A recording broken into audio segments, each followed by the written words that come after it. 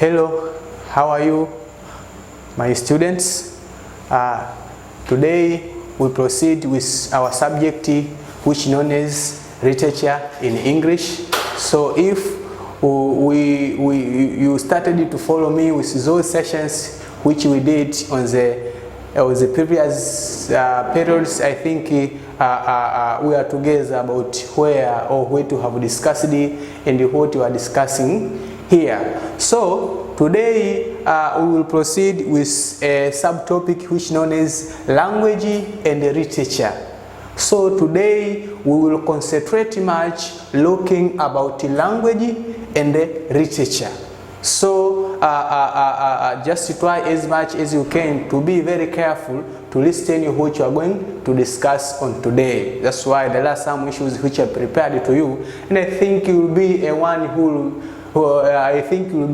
one among of the people or students who will be a beneficiary of these issues or these issues which I prepared on today. So language and literature are two terms that cannot be separated anymore. So when you speak about literature and the language, these are two terms that cannot be separated anymore. This simply means that language depends, literature depends much on language, and the language also depends much on literature.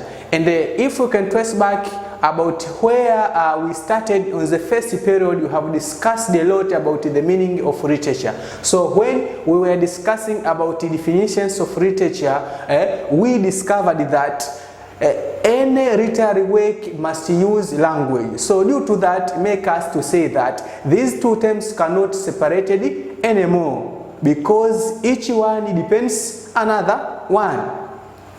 So because literature depends on language, so literature depends on language.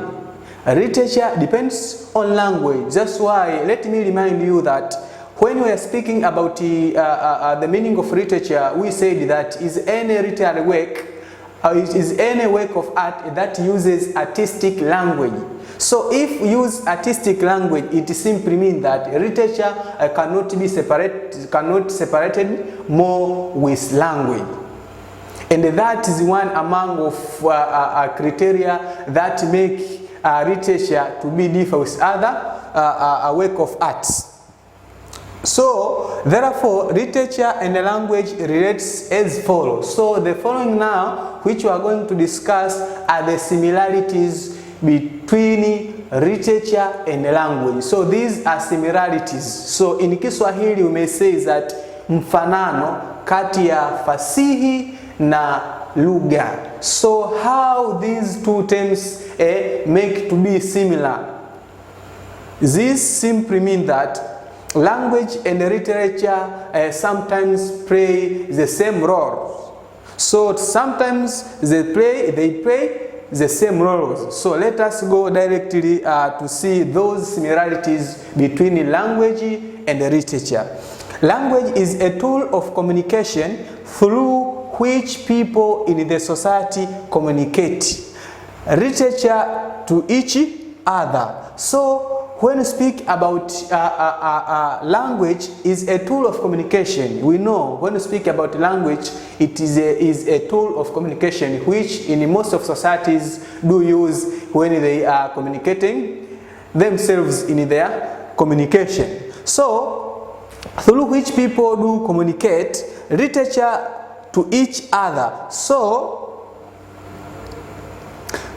in this, in the first similarity between language and literature is that we may say that literature and both literature and the language are the tools of communication. That's why there are a lot of work of arts that try to communicate between an author and the society, as well as language. Language can be used in the society to communicate between or among the members of a certain society. So you may see that there are some roles which can be played by the language as well as literature can play the role that can be played with a language. So due to that, make us to say that both language and literature are the tools of communication. That's why there are a lot of messages that are being transformed from one person to another, from one generation to another, from an author to the audience. So that is one among of similarities between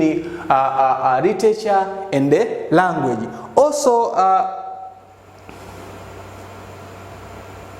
Also, literature uses language skills in composing literary work. Such skills are writing skills, reading skills, speaking skills, and listening skills in delivering intended message to the particular society. So another similarity between language and literature is that language and literature, both language and literature are the tools which we develop communication skills. There are some literary works which has been composed or which has been written. So if has written, we may say that if there is writing skill that has been developed.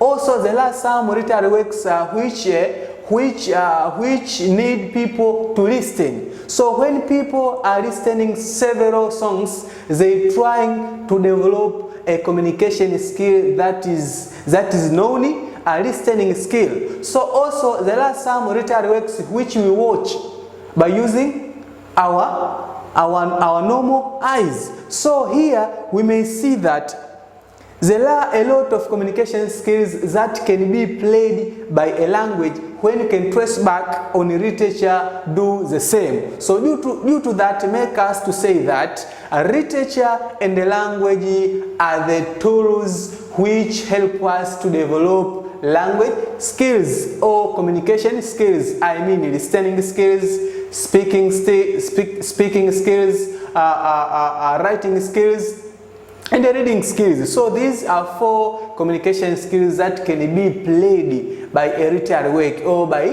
the literature. So that is another similarity between language and the literature.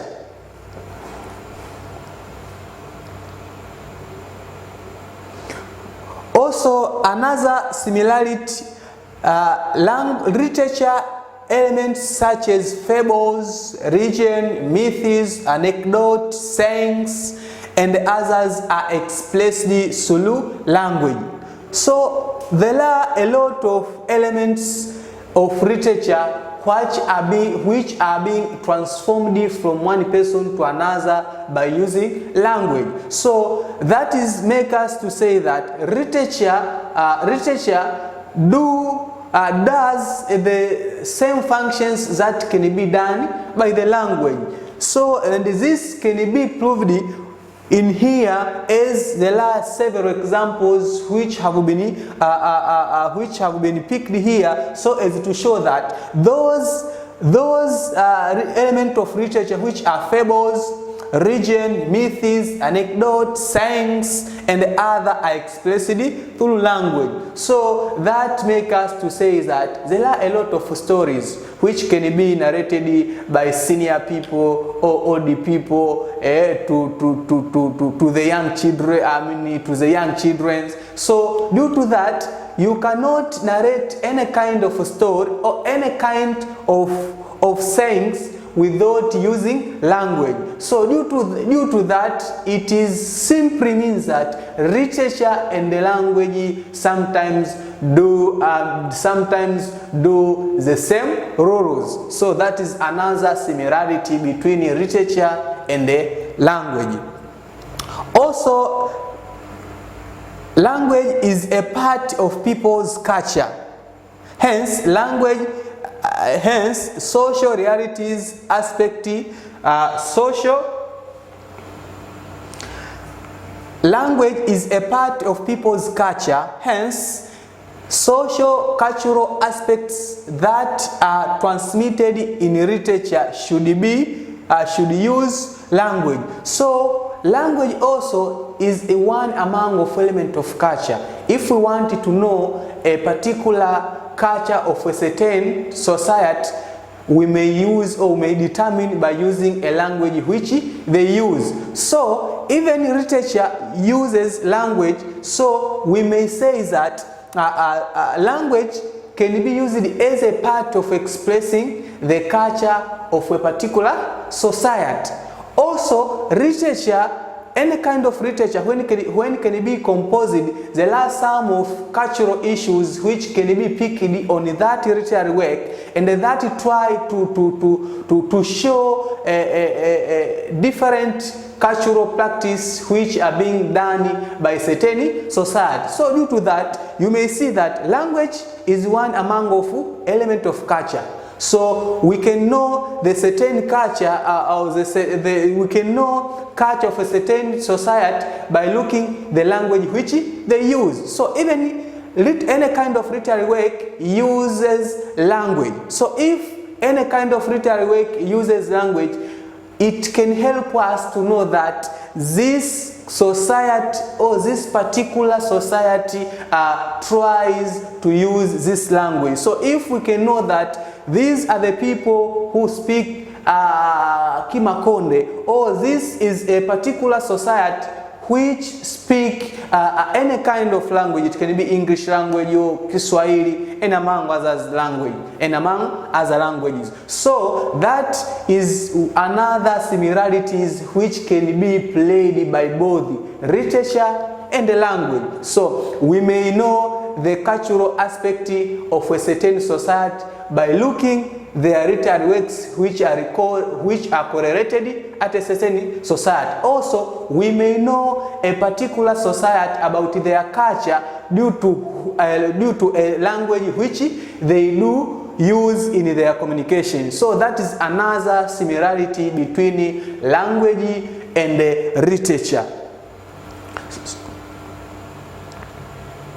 So here you may see language is a part of people's culture, hence social cultural aspect that are transmitted in literature should use language. So there are a lot of issues which can be transformed, which can be delivered from one person to another, or from one certain group to the another group, so that normally use language. So you may see how these two terms cannot be separated. Simply means that those or both language and literature sometimes do the same roles. So that is another and the last similarity between oral literature, literature and the language. So after looking those similarities between language and literature, now we are going to discuss about the differences between ordinary language and literary language. So now we are going to discuss about ordinary language and literary language. These are two terms which we may differentiate between one after another. So first of all, we have to know what do we mean that when we say literary language and the ordinary language. So before looking those differences between ordinary language and the literary language, just try to be very careful about those definitions of these two terms. And I can start with ordinary language. When you speak about ordinary language, this simply means that is a language that does not use any kind of artistic techniques. That is ordinary language, and we do normally use in our daily communication.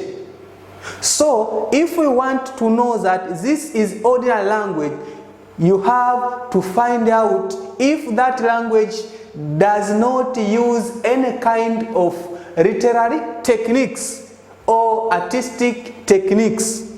So you may realize that this is ordinary language.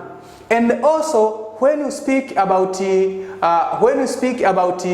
literary language, it simply means that is a language that uses a lot of literary techniques. And when we speak about literary techniques, I mean figures of speech, other literary techniques, and all short formularic forms. So if you are reading any text and you may find out some criteria or some characteristics which belongs to any kind of language which are being included by both characteristics as I mentioned, you have to realize that this is a literary work or this is a literary language. So due to those short introduction which I was trying to give you about these two terms, which are ordinary language and the literary language, let us see how these two terms or how these two kinds of language differ one after another. So let us see the first difference between ordinary language and the literary language, as I tried to give you a little bit about these two terms, which are ordinary language and the literary language. Ordinary language is the most common everyday usage of the language among the people. It is usually on daily basis among the people. So the first difference between ordinary language and the literary language is that ordinary language is mostly used in our daily communication or in our daily conversation. Also, it is used in daily basis among the people. So most of the people, when they speak in their daily activities, they normally use ordinary language. But while literary language is the figurative form of language that is often used in literature, it is used only in literary contexts. So that is the first difference between language. The first difference between literary language and the literary language and the ordinary language. So if we want to differentiate between ordinary language and the literary language, we have to find out if that language does not use any kind of any literary techniques. We have to realize that this is ordinary language. And if you are reading any text and that text there are some sort of literary techniques which has been used on that text, you have to know that this is, or the language which has been used in this text is a literary language due to those features which are being found on that text. So that is first difference between ordinary language and the literary language.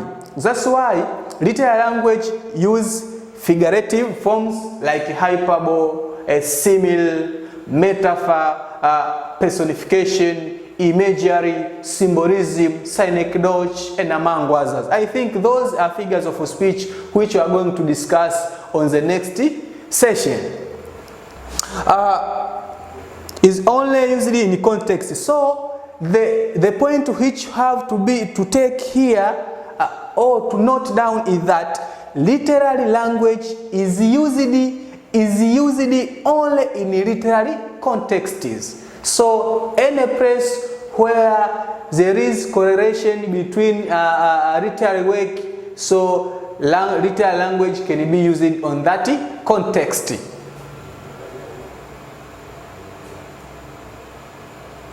Another difference between ordinary language and the literary language is that ordinary language follows the normal words order.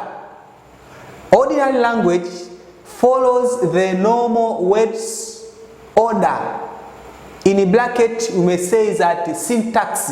while in a written language, the word order may be changed according to the writer's style to suit the certain effect. So here, that is another difference. So when you speak about ordinary language, it simply means that there are some normal orders that can be followed. That's why when you are composing any kind of English language sentence, you have to start with either a pronoun or noun. Also, you may use a verb. That verb can be a helping verb or main verb, and proceed with the other word class that is suitable to that. So you may see that that is normal order of arranging words in a sentence or in a phrase. So, but when you come back in literature or in written language, there is no needful of processing or of following this arrangement of the words. And you may see that when you are reading a lot of poems, you may see there are some poems which do not follow arrangement, systematic arrangement of the words in the sentences or in the stanzas or in the verses. So that is another difference. Let me give you a good example of that. I can say that forward they go, forward they go. So this sentence can be used in the context of literature or in a text. But in a normal or in the ordinary language, I can't do so. That's why forward they go, this is a wrong sentence. That's why there is no systematic arrangement of the words. So we may start with they, that is a pronoun. Also, we may use another word that is a main verb, that is go. And we may proceed or end with a word forward. So the sentence can be good if we can say that they go forward. So if we can say that they go forward, that is a sentence which follows normal word order. But in literature, we may start forward, they go. This is a wrong arrangement of the words according to the syntax of English language. And I want to tell you a little bit about the syntax. Syntax is one among of branch of grammar which try to deal with how do we form a lot of sentences or phrase, sentence or phrase or sentence. So when we are composing sentences, we have to consider one among of branch of grammar, that is the syntax. In Kiswahili we call it syntaxia. Kivipi tunapanga maneno kwenye sentesi? Neno lipi lianze, neno lipi lifuate, neno lipi lianze, neno lipi lifuate. So that is another difference between ordinary language and the literary language. Another difference is ordinary language, it may or may not have figures of speech, while literary language is rich in figures of speech that make it figurative. So another difference between ordinary language and the literary language is that when you are using ordinary language, if we can find out figures of speech or literary devices, they can exist, but few of them can be existing. But any kind of literary work, when you are reading any kind of work, when we are watching any kind of literary work, or when we are listening any kind of literary work, it can be a song. So we may meet with a lot of figures of speech. So you may start to read at least one page. So there are a lot of figures of speech that can be picked on that text. But in a normal conversation or normal language, I can speak or I can use ordinary language without including any kind of figures of speech. or any kind of figure of speech. But in literature, you can't compose any kind of literary work without including a lot of figures of speech. So how figures of speech can be used in a text make us to differentiate between the ordinary language and the literary language. That's why literary language is enriched in case of using figures of speech. In ordinary language, it can be used, but it's not common to be used or to use a lot of figures of speech in literary, ordinary language.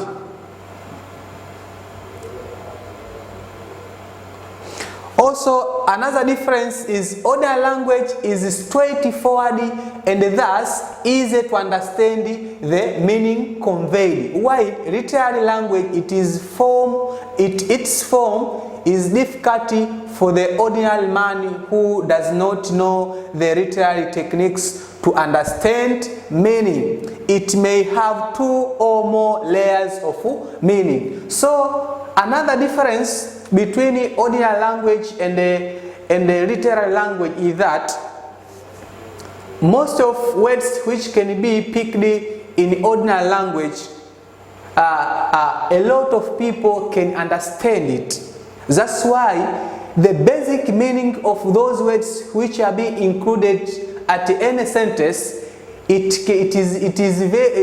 they familiar to the readers or to the listeners or to the watchers or to the people who are listening? So we can understand. We can't be faced with any kind of challenge in case of understanding any text or any speech that has used the ordinary language. But in literary language, when you are watching or listening any kind of literary work, it is too difficult to understand some vocabularies.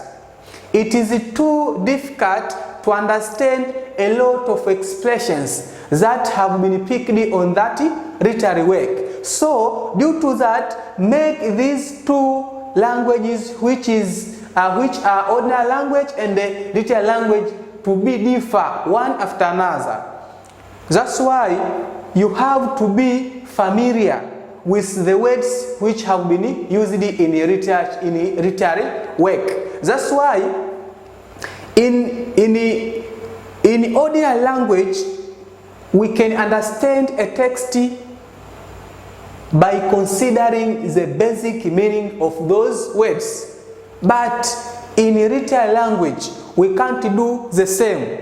That's why a word can stand there to symbolize or to represent something else.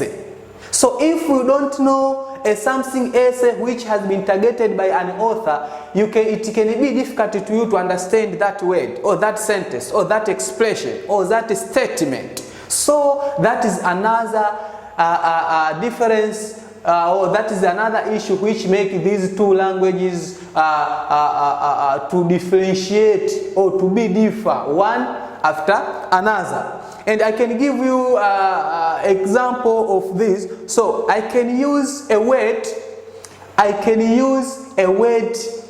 a lion. But in ordinary language, I can understand it that lion, I know this is a kind of a certain animal who is very dangerous to the other animals in this world.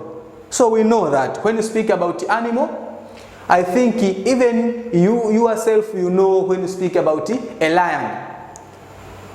But the word lion can be used in a literary work to symbolize or to symbolize something else, or to stand to represent something else. So lion can stand there to represent a corrupt leader or a leader who uses a public fund for the private gain, and among others. So you have to be familiar with those issues and you can understand it.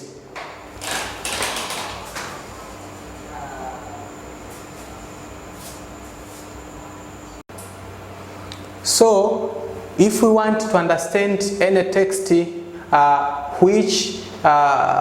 we want to understand any kind of text which has been used in ordinary language and the literary language, you may find out those issues which I'm trying to tell you. And here we may say that while in literary language words acquire new meanings, so in any kind of text which has used literary language, there are meanings or deep meaning which has been intended by an author or composer or any person who has been involved in case of preparing that literary work. So that is another issue. So here there is, we may say that a literary work can be read under multiple interpretation. So you may read any kind of literary work and you can get your own meaning. Even another person who can read on that can get another meaning. So that is multiple interpretation that can be interpreted, or that can be find out when different people can read or can concentrate much on that use. So let us end that, but there is a task here which have to do, and this task there is one question which known as why explain. So why literature and the language cannot be separated. So here you have to say, you have to state why language and the literature, these are two terms that cannot be separated more. So why these two terms cannot be separated? So you have to provide your reasons by using examples. Thank you.